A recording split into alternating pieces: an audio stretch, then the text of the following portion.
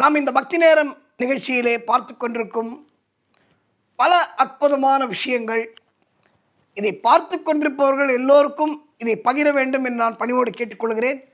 இதை பார்க்குறவங்க எல்லாரும் பயன்பெற வேண்டும் என்பதுதான் இந்த நிகழ்ச்சியின் நோக்கமே.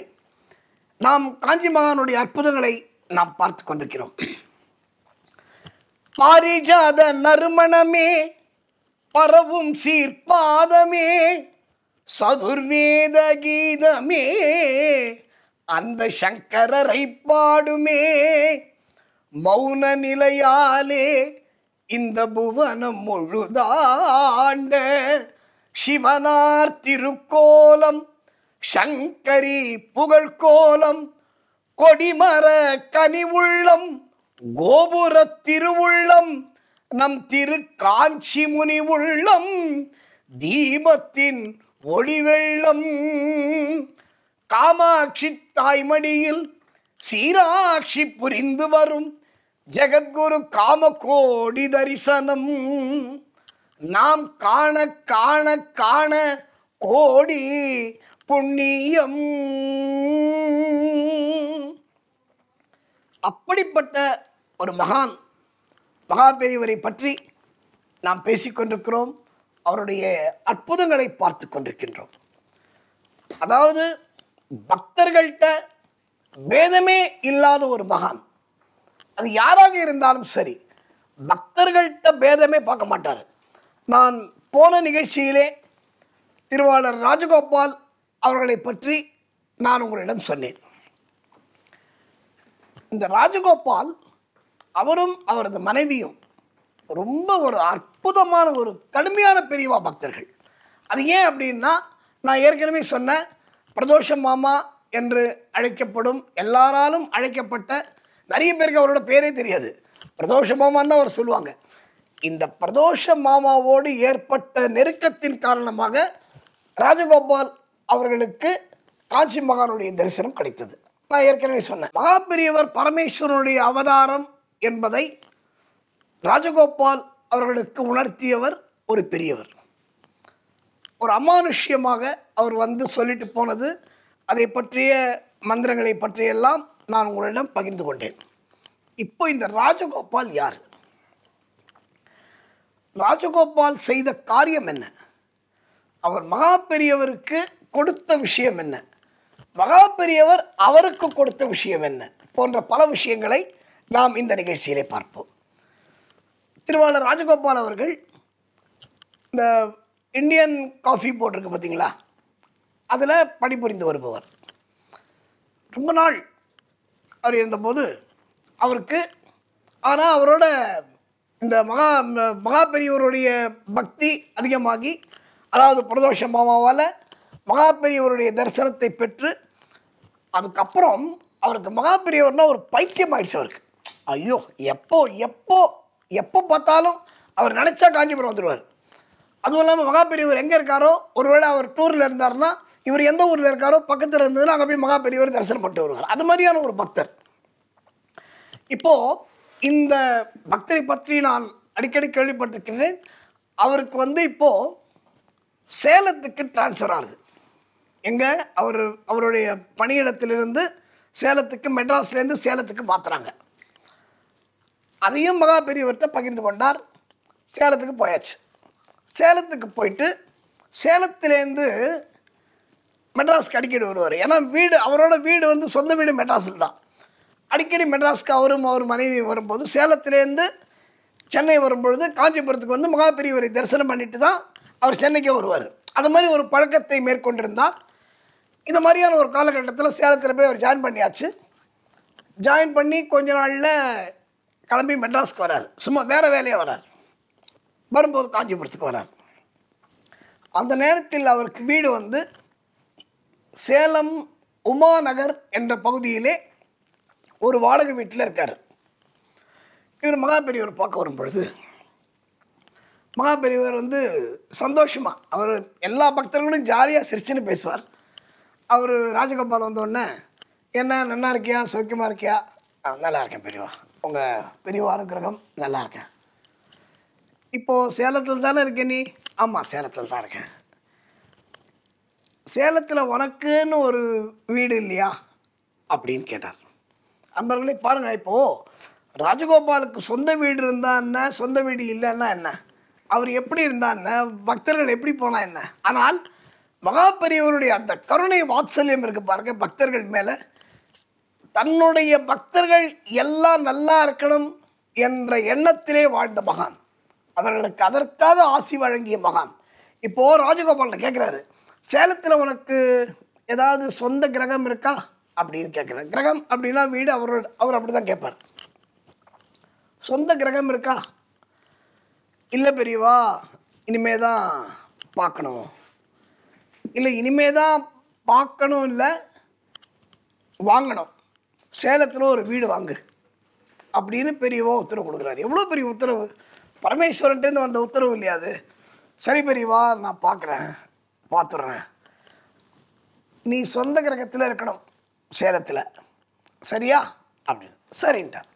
சரின்னு மகா பெரியவர்கிட்ட ஒரு பெரிய ஆசீர்வாதம் கிடச்சிது. அப்போ பிரதோஷமா அம்மா சொன்னாராம் ராஜகோபால்கிட்ட, ஏம்பா ரொம்ப பெரிய விஷயமா, மகா பெரியவர் ஆசீர்வாதம் பண்ணிருக்காரு, சீக்கிரம் நீ சேலத்தில் போய் சொந்த வீடு வாங்குற வழியை பாருன்னு சொல்லிட்டாரு. பெரியவாள்கிட்ட பிரசாதம் வாங்கியாச்சு, மெட்ராஸ்க்கு வந்தாச்சு, அவர் வேலையை முடிச்சாச்சு, திருப்பி சேலத்துக்கு போயாச்சு. சேலத்துக்கு போன உடனே ஏன்னா மகா பெரியவர் உத்தரவு போட்டாச்சு, மகா பெரியவர் சொல்லியாச்சுன்னா கண்டிப்பாக அவருக்கு வீடு கிடைச்சா மாதிரி. அப்போ ட்ரை பண்ண ஆரம்பிக்கிறாரு. அப்போது ஒரு வக்கீல் வந்து அவருடைய வீட்டை விற்க போகிறார். ஒரு வக்கீல் சேலத்தில். இது எங்கே அப்படின்னா, இன்றைக்கும் இருக்கிற நண்பர்களே, அதை பற்றி நான் பின்னால் விவரமாக உங்களுக்கு சொல்கிறேன். சேலத்தில் காந்தி ரோட்டில் ரகுராம் காலனி அப்படின்னு ஒரு இடம். சேலத்தில் காந்தி ரோட்டில் ரகுராம் காலனின்னு ஒரு இடம். அந்த இடத்துல தான் அந்த வக்கீலோட வீடு, அவர் கொடுக்க போகிற வீடு இருக்குது. அந்த வீட்டை போய் பார்க்குறாரு. அந்த வீடு பிடிச்சி போச்சு, ரொம்ப சந்தோஷம், டீல்லாம் பேசியாச்சு. அந்த வீடு வாங்க போகிறார். வீட்டை வாங்கி ரெஜிஸ்டர் பண்ணணும். அவருடைய ஒய்ஃப் பேர் கீதான் பேர். அவர் அந்த ஒய்ஃப் பேருக்கு அந்த வீட்டை ரெஜிஸ்டர் பண்ணுறார். பண்ணிவிட்டு அவர் தான் பரம பக்தராச்சு, பெரியவரோட பரம பக்தர். அப்போ இதை போய் பெரியவர்கிட்ட போய் சொல்லணும்ல. உடனே கிளம்பி ரெஜிஸ்டர் ஆனோடனே, வீடு ரெஜிஸ்டர் ஆனோடனே நேராக கிளம்பி காஞ்சிபுரத்துக்கு வரார். காஞ்சிபுரத்துக்கு வந்தோடனே, நான் ஏற்கனவே அடிக்கடி சொல்கிறேன் இந்த நிகழ்ச்சியில், மகா பெரியவர் முக்காலமும் உணர்ந்தவர் அப்படின்னு. அவர் வந்த உடனே இதுக்கு முன்னாடி ஒரு சின்ன விஷயம் இருக்குது. இப்போ அந்த வீட்டை பார்க்குறாருல்ல, யார்? ராஜகோபால் முதல்ல அந்த வீட்டை பார்க்குறாரு. அந்த வீடு வாங்கிறதுக்கு முன்னாடி போய் பார்ப்பாங்கல்ல, அந்த வீட்டை பார்க்குறாரு. பார்த்துட்டு திருப்பி பெரியவாள்கிட்ட வரார்.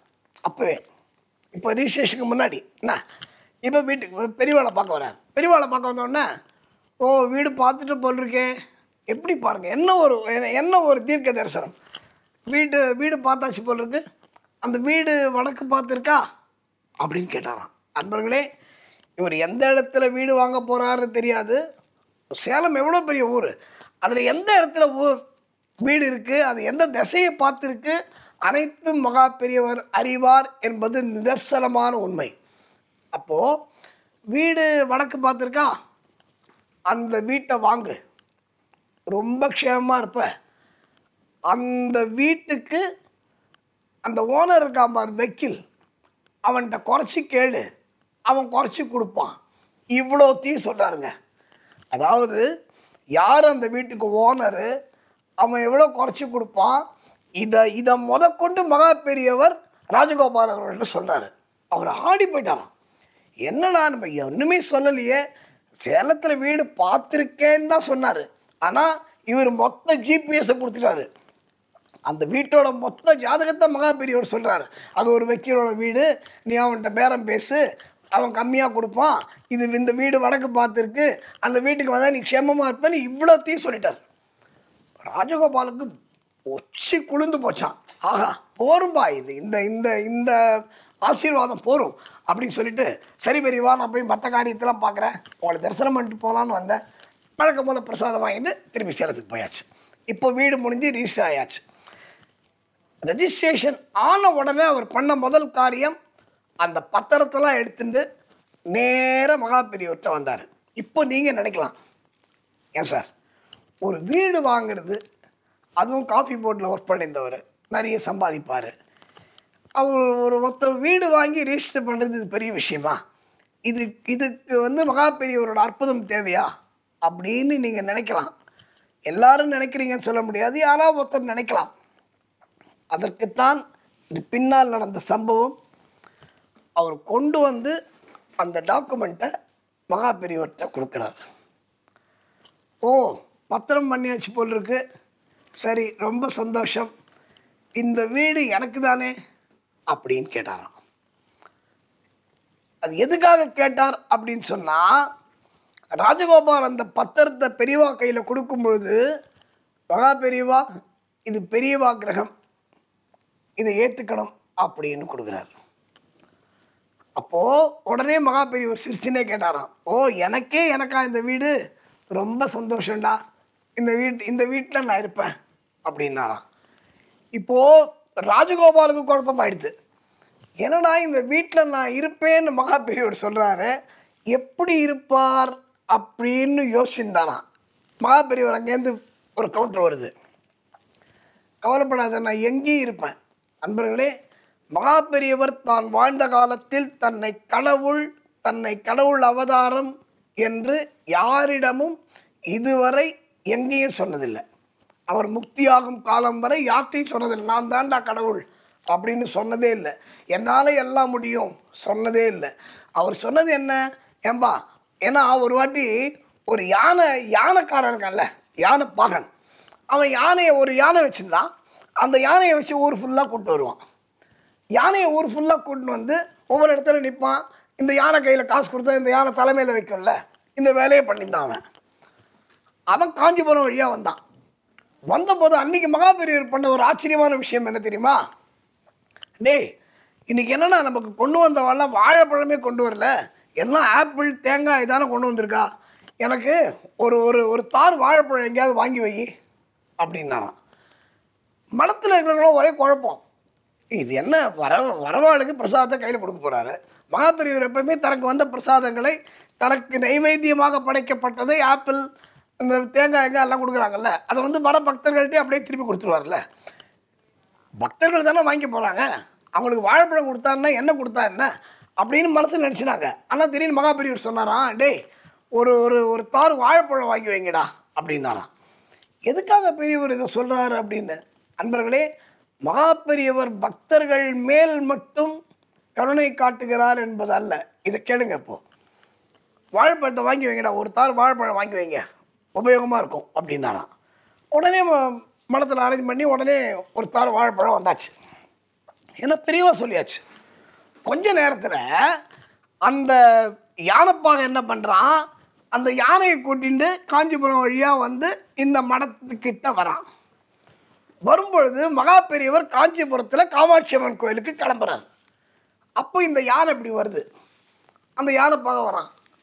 அவனுக்கு மகா பெரியவர் தெரியுமா, மகா பெரியவர் அற்புதம் தெரியுமா, அதெல்லாம் ஒன்றும் தெரியாது.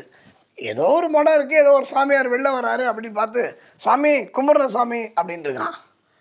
நான் இந்த யானையை வச்சு தான் பொழப்பு நடத்தின்னு இருக்கேன், நான் ரொம்ப ஏழை சாமி, இந்த யானையை வச்சு பொழப்பு நடத்தின்னு இருக்கேன் அப்படின்னு மகா பெரியவர் சொன்னாராம். எவ்வளோ பெரிய விஷயம் பாருங்கள், நானும் ஏழை தம்பா அப்படின்னாராம். யார்கிட்ட? அவன் லெவலுக்கு கீழே இறங்கி பரமேஸ்வரனுடைய அவதாரமாக கருதப்படுகிற ஒரு மகான் அந்த யானைப்பாகனோட லெவலுக்கு கீழே இறங்கி, நானும் ஏழைதாம்பா, நீ வந்து யானையை வச்சு வியாபாரம் பண்ணிட்டு இருக்க, இந்த மடத்தில் நான் தான் யானை, இங்கே என்னை வச்சு இங்கே வியாபாரம் பண்ணிட்டு இருக்கோம். அப்படி எவ்வளோ பெரிய வார்த்தை பாருங்கள். அவர் நினச்சா உட்கார்ந்த இடத்துலேருந்து கோடி கோடி கோடி கோடியாக சம்பாதிச்சிருக்கலாம். அப்போது மகா பெரியவர் சொன்னாராம், டேய் அந்த தார் பழத்தை எடுத்துட்டு வா அப்படின்னாராம். அப்போ தான் இந்த மடத்தில் இருந்தவங்களுக்கு எதுக்கு மகா பெரியவர் வாழைப்பழத்தை பற்றி வாங்கி வைக்க சொன்னாருன்னு தெரிஞ்சுதான். அந்த வாழைப்பழத்தை எடுத்துகிட்டு வந்த உடனே அதை முழுக்க அந்த யானைக்கு கொடுத்தாராம். அந்த யானைக்கு கொடுத்து அந்த யானை சாப்பிட்டு தான். அதான் நான் சொன்னேன், பக்தர்கள் மேல் மட்டுமல்ல, மனிதர்கள் மேல் மட்டுமல்ல, ஜீவராசிகள் மேலும் மகா பெரியவர் மிகப்பெரிய கருணையை வைத்திருந்தார் என்பதுதான் உண்மை. அதற்கு இது ஒரு மிகப்பெரிய சாட்சி. யானை ஏதோ யானை வரதுக்கு யானை தேங்காய் கொடுக்கக்கூடாதா? ஆனால் அதுக்கு என்ன பிடிக்குமோ அதை கொடுத்தார். அதே மாதிரி நமக்கு என்ன பிடிக்குமோ, நம்ம என்ன ஆசைப்படுறோமோ, மகா பெரியவர் கண்டிப்பாக அதனை நமக்கு ஆசீர்வதிப்பார் என்பது நிச்சயம். இப்போ ராஜகோபால்கிட்ட வருவோம். ராஜகோபால் கையில் கொடுக்கும் பொழுது மகா பெரியவா இது வந்து பெரியவா கிரகம் தொட்டு ஆசீர்வாதம் பண்ணணும் அப்படின்னோடனே மகா பெரியவர் சிரிச்சாராம். இப்போது எனக்கே இந்த வீடா, எனக்கா அப்படின்னு கேட்டாராம். பெரியவா சித்தம் அப்படி இருந்ததுன்னா தாராளமாக எடுத்துக்கோங்க பெரியவான்னு அவர் சொன்னாராம். எவ்வளோ பக்தி இருக்கணும் பாருங்க. அப்போ எவ்வளோ, இப்போ தான் ஒரு புது வீடு வாங்கி ரிஜிஸ்டர் பண்ணியிருக்காரு. பண்ணி முடிச்சோன்னு இந்த வீடை எனக்கு கொடுனா நானும் நீயும் கொடுப்போமா? நிச்சயமாக கொடுக்க மாட்டோம். ஆனால் ராஜகோபால் என்ன சொன்னார், மகா பெரியவர் சித்தம் அதுன்னா எனக்கு சந்தோஷம் அப்படின்னாராம். மகா பெரியவர் அடுத்தது ஒன்று சொன்னாராம், நீ என்ன பண்ணுற, இந்த வீட்டு கீழே எனக்கு விட்டுடு, இந்த வீட்டு மேலே இருக்குல்ல அங்கே வந்து நீ உன் குழந்தைகள்லாம் தங்கிக்கோங்க, எனக்கு இந்த வீட்டு கீழ் போர்ஷனை எனக்கு விட்டுடுன்னாராம். எவ்வளோ பெரிய விஷயம் பாருங்கள். அப்போது இதை கேட்குறவங்க ஒன்று நினைக்கலாம், எங்க பக்தர்களுக்கு எல்லாம் கொடுக்குறான்றீங்க, தனக்கு எதுவுமே வச்சுக்க மாட்டான்றாங்க, அப்போது அவர்கிட்ட போய் ராஜகோபால் வாங்கின வீட்டை போய் புது வீட்டை போய் அவருக்கு கேட்கலாமா அப்படின்னு நீங்கள் நினைக்கலாம். அன்பர்களே, இதில் ஒரு மிகப்பெரிய சூக்ஷ்மம் அடங்கி இருக்கிறது. அதற்கு நாம் பின்னால் வருவோம். இப்போ என்ன பண்ணார் ராஜகோபால், பெரியவா மேலே இருந்த கடுமையான பக்தியில் தாராளமாக எடுத்துக்கோங்க பெரியவா, பெரியவா சித்தம் அதுன்னா எனக்கு மிகப்பெரிய பாக்கியம் அப்படின்னு அந்த பத்திரத்தை கொடுத்தாராம். மகா பெரியவர் என்ன பண்ணாங்க தெரியுமா, எப்போவுமே யார் எந்த டாக்குமெண்ட்டோ ஏதோ அப்ளிகேஷனோ, இன்றைக்கி நிறைய பேர் வேலைக்கு போகிறதுக்கு ஃபாரின் அப்ளிகேஷன் போகிறதுக்கு அதெல்லாம் வந்து மகா பெரியவர்கிட்ட கொண்டு போய் கொடுப்பாங்க. அவர் தொட்டு ஆசீர்வாதம் பண்ணுவார், குங்குமத்தை மேலே போடுவார், கையில் கொடுத்துருவார். ஆனால் இந்த பத்திரத்தை என்ன தெரியுமா பண்ணாராம், வாங்கி பக்கத்தில் வச்சுட்டாராம். இப்போ அங்கே இருக்கிற வாழ்க்கெல்லாம் ஒன்றுமே புரியல. இப்போ இந்த பெரியவா இந்த வீட்டை எடுத்துப்பாரா, ராஜகோபால்கிட்ட கொடுப்பாரா? ஒரு பெரிய பட்டிமன்றமே ஓடுதுங்க. இவர் ஒன்றுமே கவலைப்படல. ராஜகோபால் தைரியமாக இருக்கார், திடமாக இருக்கார். பெரியவா கேட்டால் இந்த வீட்டை கொடுத்துட வேண்டிதான், இதை விட நமக்கு என்ன பாக்கியம் அப்படின்னு அவர் இருக்கார். இவர் பக்தியை டெஸ்ட் பண்ணுறதுக்காக மகா பெரியவர் அப்படி சொன்னாரா அப்படின்னும் பக்தர்கள் குழப்பத்தில் இருக்காங்க. இப்போ மகா பெரியவர் அந்த புதிரை எப்படி விடுகிறார் தெரியுமா, ஏய் அதை கொடு பத்திரத்தை. அந்த பத்திரத்தை வாங்கி, இந்தாப்பா இதை பத்திரமா வச்சுக்கோ, இது என்னோட வீட்டோட பத்திரம், இந்தா இது ஓனர்கிட்ட கொடு அப்படின்னாராம். இப்போது அவர் ரிஜிஸ்டர் பண்ணது யார் பேரில், ராஜகோபால் தன்னோட ஒய்ஃப் பேரில் அந்த வீட்டை ரிஜிஸ்டர் பண்ணிருக்காரு. இந்தா உங்கள் ஆத்துக்காரிகிட்ட இது கொடு, அவள் தானே இந்த வீட்டுக்காரி, அதை கொடுன்னாராம். அவர் காமெடியாக சொன்னது எவ்வளோ பெரிய விஷயம் பாருங்க. அவர் ஒய்ஃப் பேரில் ரிஜிஸ்டர் பண்ணிருக்காரு, பத்திரத்தை படிக்க கூட இல்லை. அவர் கொடுத்துட்டு உன் வீட்டுக்காரிகிட்ட கொடுப்பாத, அந்த வீட்டு ஓனர் அவள் தானே, அவள்கிட்ட கொடுன்னு. இப்போது ராஜகோபாலுக்கு என்ன கேட்குறது, ஏன்னா பெரியவா நான் இருக்கேன்னு சொல்லியிருக்காரு, நீ மாடியில் இரு, கீழே நான் இருக்கேன்னு சொல்லியிருக்காரு. பெரியவா கீழே இருந்தால் நம்ம எப்படி மேலே இருக்க முடியும்? கொஞ்சம் யோசிச்சு பாருங்கள். ஒரு பெரிய மகான் வந்து கீழே இருக்கார் அப்படின்னா மேலே எப்படி நம்ம இருக்க முடியும்? ஐயோ, அவருக்கு ஒரே கன்ஃபியூஷன். இதை கேட்கவும் முடியல, கேட்காமையும் இருக்க முடியல. ஆனால் மகா பெரியவர் இவருடைய மனதை படித்தறிந்து திரும்பி சொல்கிறாரு, இந்த பார் நீ கவலையே படாத, நான் அங்கே இருப்பேன், நான் எப்படியும் எந்த இடத்துலையும் நான் இருப்பேன். மகா பெரியவர் சொன்ன வாக்கு இது ராஜகோபால்கிட்ட. அப்படின்னு சொன்னதன் காரணமாக அதனால் மகா பெரியவர் சேலத்துக்கு வரும்பொழுதெல்லாம் அந்த வீட்டில் தங்கிறது வழக்கம். ராஜகோபால் அந்த வீட்டை கீழே இருந்த வீட்டு போர்ஷன் ஃபுல்லாக மகா பெரியவருக்காக ஒதுக்கி அதுக்கு மேலே அவருடைய குடும்பத்தோடு குடியேறினார் என்பது விஷயம். இன்றைக்கும் சேலத்தில் காந்தி ரோட்டில் ரகுராம் காலனியில் மகா பெரியவருடைய கிரகம் யார் கேட்டாலும் சொல்லுவாங்க, தயவு செய்து சேலம் செல்கிறவர்கள் அந்த கிரகத்திற்கு போய்விட்டு வாருங்கள். ஏன்னா மகா பெரியவர் இருந்த இடம் பல சந்தர்ப்பங்களில் அவர் அங்கே சென்றிருக்கிறார். இன்றைக்கும் அங்கே சுவாமி தட்சிணாமூர்த்தி விக்கிரகம், சிவலிங்கம் எல்லாம் வைக்கப்பட்டு பெரியவா கிரகம் என்று பெயர் பெற்று இன்றைக்கு மகா பெரியவருடைய ஒரு அற்புதமான ஆலயமாக சேலத்திலே இன்றும் இருக்கிறது. எனவே அங்கே போகிறவங்க கண்டிப்பாக அந்த கோயிலுக்கு போயிட்டு வாங்க. அதில் இன்னொரு விஷயம் என்ன தெரியுமா, ஒரு காமெடியாக நடந்த விஷயம். அப்போது ஒரு நாளைக்கு அவர் மடத்தில் வந்து ராஜகோபாலோட மனைவி இருக்காங்கல்ல கீதான்னு, அவங்க வந்து ஒரு புக்கு படிச்சுட்டு இருக்காங்க.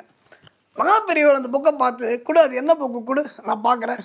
அவருக்கு தெரியாத புக்கா, அவருக்கு தெரியாத வேதமா, அவருக்கு தெரியாத சாஸ்திரமா, அந்த புக்கை வாங்கி அப்படி பிரித்து பார்த்துருக்காரு. அது வந்து ஆதிசங்கரர் அருளிய பஜகோவிந்தம். அந்த பஜகோவிந்தம் உங்களுக்கு எல்லாருக்கும் தெரியும். பஜகோவிந்தம் பஜகோவிந்தம் பஜகோவிந்தம் மூடமதே. அது ஆதிசங்கரர் பண்ணது. பஜகோவிந்தம் என்ற தனி புக்கே இருக்குது. அந்த புக்கை படிச்சிருந்தாராம். அந்த புக்கை ஒரு 2 பக்கம் பெரட்டினாராம். அவருக்கு தெரியாத பகவத்கீதையா, அவருக்கு தெரியாத இந்த விஷயமா பிரித்து படிச்சிருக்காரு. ஐயோ ரொம்ப நல்லா இருக்கு இந்த புக்கு, இந்த பஜகோவிந்தம் புக்கு, இது எல்லாருக்கும் கொடுக்கலாமே அப்படின்னு சொன்ன உடனே ராஜகோபால் அவர் சொன்னதுக்காக காத்திருந்தா மாதிரி நிறைய புத்தகத்தை வாங்கி மடத்துக்கு வரவங்கெல்லாம் அந்த புத்தகத்தை கொடுத்தார். அது மட்டுமல்ல, சென்னையில் வந்து அவருடைய சகோதரருக்கு ஃபோன் பண்ணி இந்த புக்கு மெட்ராஸ் எங்கே கிடைக்குதோ வாங்க, பெரியவா படித்த புஸ்தகம், பெரியவாளுக்கு ரொம்ப பிடிச்ச புக்கு, அதை வாங்குன்னு சொல்லி அதை திருப்பி நிறைய காப்பி கொண்டு வந்து நிறைய இடத்துல கொடுத்தார். பாருங்கள் எவ்வளோ சின்ன விஷயத்தில் மகா பெரியவர் தன்னுடைய கவனத்தை செலுத்துகிறார் என்பது இதிலிருந்தே புரிந்து கொள்ளலாம். இன்றைக்கும் சேலம் நகரில் காந்தி ரோடில் ரகுராம் காலனியில் பெரியவா கிரகம் என்றே அழைக்கப்படும். அங்கே போய் கேட்டால் யார் கேட்டாலும் சொல்லுவாங்க. சேலத்திற்கு செல்கிறவர்கள் கண்டிப்பாக அந்த ரகுராம் காலனிக்கு சென்று, காந்தி ரோடில் உள்ள ரகுராம் காலனி, அங்கே போய் அந்த பெரியவா கிரகம் இன்றைக்கும் ஆலயமாக பராமரிக்கப்பட்டு வருகிறது. அந்த ஆலயத்திற்கு சென்று தரிசனம் செய்யுங்கள், பெரியவாளுடைய அருளை பெறுங்கள். வாழ்க வாழ்க வளமுடன். சுவாமி சரணம். இது போன்ற ஆன்மீக வீடியோக்களை தொடர்ந்து பார்க்க கடவுள் டிவி யூடியூப் சேனலை சப்ஸ்கிரைப் பண்ணுங்க.